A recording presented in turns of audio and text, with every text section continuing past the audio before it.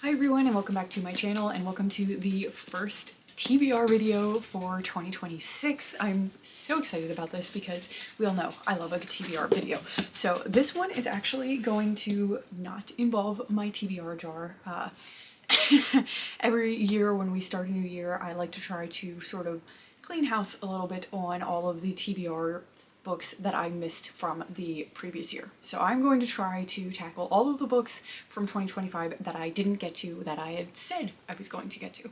So it's actually quite a significant stack. I didn't realize until I was like pulling all of them off of my little TBR card over there how many I had accumulated through the year that I just never got to. And then of course we had to add 3 of like my non-negotiables. Those are backwards because I am still trying to get through all of like my classics, my Agatha Christie and my Mary Higgins Clark. So we had to add those in as well. So we'll just jump right into this video. The classic for the month is going to be Go Tell It on the Mountain by James Baldwin.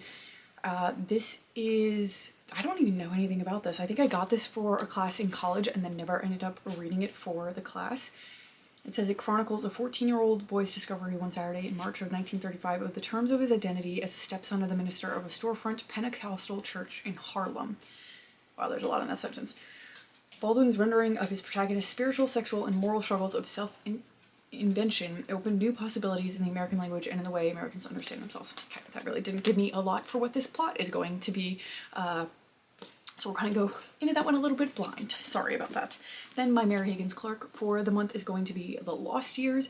This says just weeks after discovering a letter that may have been written by Jesus Christ himself, biblical scholar Jonathan Lyons is found shot to death in his study. Police suspect his wife, who suffers from Alzheimer's, murdered him in a jealous rage, but the priceless parchment is missing, and Jonathan had recently confided to a family friend his suspicions that someone he once trusted had designs on the ancient document. It is up to his daughter Mariah to clear her mother of murder charges and unravel the real mystery behind her father's death before her own revelations become her last. That's an interesting plot for her. We don't normally... Yeah, that's an interesting plot for her. I'm curious to see how she does with that one. And then my Agatha Christie for the month is going to be Murder with Mirrors. Violent death explodes in home for juvenile delinquents. That sounds really cool, actually. Okay. I'm kind of excited about that premise. I don't think I want to read the rest of it. It's kind of fun to go in Agatha Christie's not knowing what is going on with the storyline. Then jumping into the books that I missed throughout the entire year. First up we have We Must Be Brave. This is a historical fiction that is set in Southampton, England in 1940. This woman finds a young girl asleep on, I think, a bus or a train, empty bus, and decides to take her in because the girl has nobody with her and everything. And then as the war kind of wraps up, they realize they should probably be trying to find a home for this little girl, but she has grown attached to the little girl. So it sounds like it's probably going to actually be really, really sad. I'm not sure I want to start my year out that way, but it looks like we're doing it anyway. Then we have Love Finds You in Folly Beach, South Carolina. This hopefully will give some summery vibes in the dead of winter when I really need some warm thoughts and feelings. This is about a marine biologist who agrees to help a man write a book on giant sea turtles. But the guy is actually not very emotional. He used to be a soldier and she just doesn't understand why he's trying to write this story about sea turtles. And I'm assuming at some point they fall in love. Then we have Legendary by Stephanie Garber. This is the second book to the Caraval series. I meant to read this around fall time, as I do every year that fall rolls around, and I just never got to it, and I'm like, you know what, we're finally reading this, regardless of if it's fall or not, because I really want to get into the rest of this series. Then we have Blink by Ted Dekker. Ted Dekker does a lot of different genres, but like really predominantly seems to do like more Christian suspense, kind of even almost Christian horror books. This one, I don't know if it's meant to be a suspense one or not. It's about a young man named Seth, who isn't your average graduate student. For starters, he has one of the world's highest IQs, and now he's suddenly struck by an incredible power, the ability to see multiple potential futures. Still reeling from his inexplicable gift, I apparently have a stutter today. Inexplicable gift, Seth stumbles upon a beautiful woman named Miriam. Unknown to Seth, Miriam is a Saudi Arabian princess who has fled her veiled existence to escape a forced marriage of unimaginable consequences. Alright, we're bordering into the slightly insane topic line here. Cultures collide as they're thrown together and forced to run from an unstoppable force determined to kidnap or kill. Miriam. Seth's mysterious ability helps them avoid capture once, then twice, but with no sleep, a fugitive princess by his side, hitmen a heartbeat away, and a massive manhunt steadily closing in, evasion becomes impossible. I read another one by him that was set in like the Middle East, and I really didn't like it, and it also had a boy with powers that was gifted, and I don't know, it just didn't seem very well done, so now I'm a little concerned about this one. And like, I'm okay with runaway princesses in my fantasy books, but when they're supposed to be set in like actual like modern times, it becomes a little bit more unbelievable. I don't think I read the premise for that one the last time I put it on a monthly TBR, so we'll see if I actually finish that one or if that ends up being a DNF. Then we have the start to yet another series, and that is Shadow and Bone. I need to read this trilogy because I really want to get to the Six of Crows duology, but I've been told that you need to read this one first. And a lot of people seem to really enjoy this one. I don't know what normally causes people to not like it. Maybe, I don't know if they think it's boring. I'm not entirely sure. But I know that it's a fantasy in a world where she didn't realize, the main female character didn't realize that she has powers, so she unleashes these powers accidentally, and now she is thrust into this lavish world of royalty and intrigue as she trains with the Grisha, which is the country's magical military elite, and falls under the spell of their notorious leader. He believes that she can summon a force capable of destroying the Shadowfold and reuniting their war-ravaged country, but only if she can master her untamed gift. Like I said, it sounds good. The Netflix show looked like it was going to be good, so we'll see whether or not it ends up being that way. Then we have a funny one, which is Renegades by Marissa Meyer. The month that I put this on my TBR, I read a completely different Marissa Meyer book, which was like the first book in the Lunar Chronicles series. I don't have a good reason for why. Really the reason was because I saw it was doing special editions for that, and I was like, well, before I buy the special editions, just because they're pretty, I should see if I like this book. So I read that one, and I never read this one.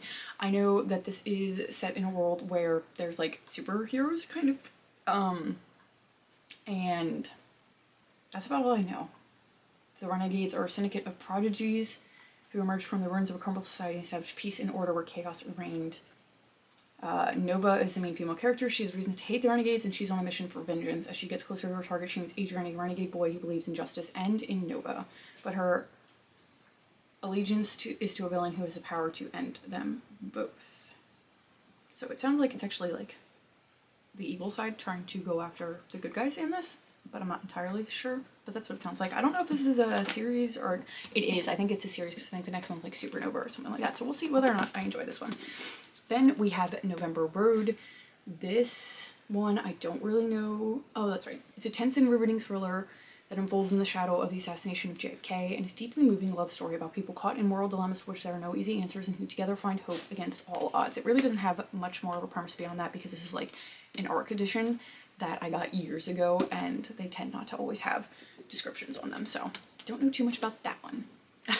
Then a completely random one, we have the first and second book in the Hardy Boys series. This is a holdover from when I was very little, and I had collected all the Nancy Drews, started collecting some of the Hardy Boys, didn't end up reading the Hardy Boys books, so I was like, I need to read these. So just figured why not add that to my TBR one of the months. I forget if it was like pick a nostalgic read or something like that, and I picked that, and then I never ended up getting to it, obviously. Moving on, we have Sleep Like Death. This is a Sleeping Beauty retelling, if you couldn't guess. Beyond that, I don't really know. I kind of don't want to know for this one because I feel like the Sleeping Beauty retelling kind of gives you enough to go off of.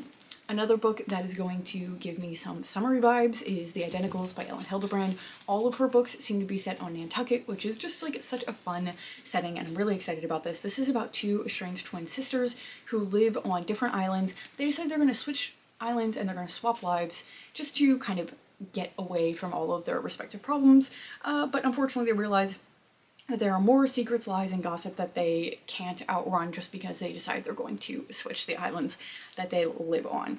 And I guess the main topic is whether or not the twins will end their sibling rivalry once and for all. She normally has a lot of characters in these books, so I definitely have to go into this one with like my thinking cap on, to quote an elementary school teacher, but yeah, I always get confused when I read hers for a little bit because there are just so many characters introduced. So, but I'm hoping that this will also give, like I said, some nice, warm, summery feelings when it's really cold out. We have two more books on the list. First is The Long Game by Elena Armas. This is about a young woman who is sent to North Carolina by her father after she makes a really big mistake, and she's supposed to be helping turn around the struggling local soccer team. The problem is she does not get along with the soccer coach. He's very grumpy, doesn't want her there, trying to fix his problems, and she doesn't really know how to interact with these little girls that run around the soccer field in tutus and not paying attention to what they're supposed to be doing as somebody that plays soccer professionally. It kind of gives Wild Child vibes, where she's sent away because she messes up one too many times, so you get that aspect of it. And then also there's another one, not a movie but a book. Oh, It Happened One Summer, where they're sent away to like take over this business as a way to try to get them to have some responsibility and growth and everything like that. So we'll see whether or not this is well done. I heard it's kind of cringy by some people, but I'm hoping that's not the case.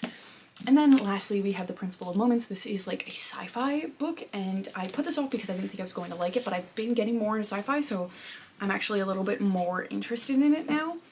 I don't know much about the plot for this, and honestly, the description, really, really long. So we're gonna go into this one blind, that way you guys don't have to sit here and listen to me try to read off of that, because apparently I just can't read properly to save my life today. So that is the last book on the TBR. If there are any books for my 25 and 2025 priority TBR that I haven't gotten to by the end of the month, I will probably try to see if I can get to those too, although this is quite the stack of books, as I've already mentioned. I just don't know what's going to be on that list because I have a few days left until the month ends, and I'm hoping to get through a decent amount of them. I was hoping to wait to film this till I kind of knew that answer, but I'm going down to my parents' tonight actually in Florida, and I'm not going to be able to film while I'm down there closer to the end of the month, end of the year, to have that answer for you guys. So yeah, we'll see. But I have a feeling there are probably going to be some books for my priority TBR that are going to be put on my monthly TBR, and we'll see whether or not I get to them. But my priority is going to be all of these books, and fingers crossed that we can actually get to them this time. So thank you so much for watching this video. Thank you for walking into 2026 with me by watching this video. I hope that you guys enjoyed, and I hope to see you in another one very soon. Bye.